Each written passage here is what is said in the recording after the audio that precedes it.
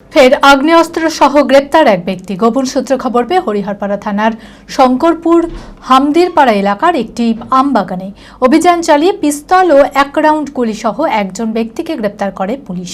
রবিবার 7 দিনের পুলিশি হেফাজতের আবেদন জানিয়ে ধৃতকে বহরমপুর জেলা জজ আদালতে তোলা হয়। মানসিক স্বাস্থ্যের জন্য সবার আগে যে নামটি মনে ভেসে ওঠে, সুস্থ মনের ঠিকানা মনোবীক্ষণ। যোগাযোগ নাম্বার 7477799516। বেশ কিছুদিন আগে হরিহরপাড়া থানায় আগ্নেয়াস্ত্র ও পিস্তল সহ আম জনতা উন্নয়ন পার্টির সদস্য আতর আলীকে গ্রেপ্তার করেছিল পুলিশ।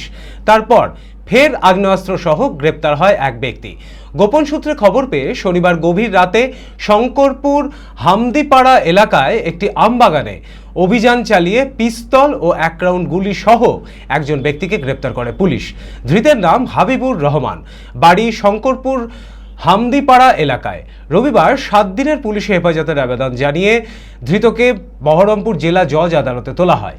এই অবৈধ অস্ত্রচক্রে আর কে বা কারা জড়িত আছে তার তল্লাশি চালাচ্ছে পুলিশ। চরক স্কয়ার হসপিটাল সুস্থতার একমাত্র ভরসা।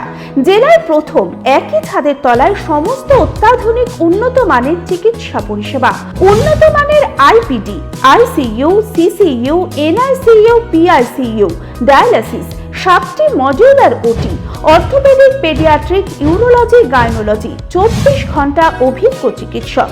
এছাড়াও জেলায় প্রথম ক্যাথল্যাব, সিমেন্স, আর্টিসান এক্স মেশিনের পরিষেবা থাকছে চরক স্কয়ার হসপিটালে।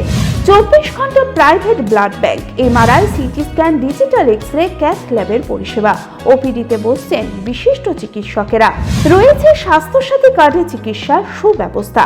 চরক স্কয়ার হসপিটাল, 79 পঞ্চানন তলা, চালতিয়া, বহরমপুর, মুর্শিদাবাদ।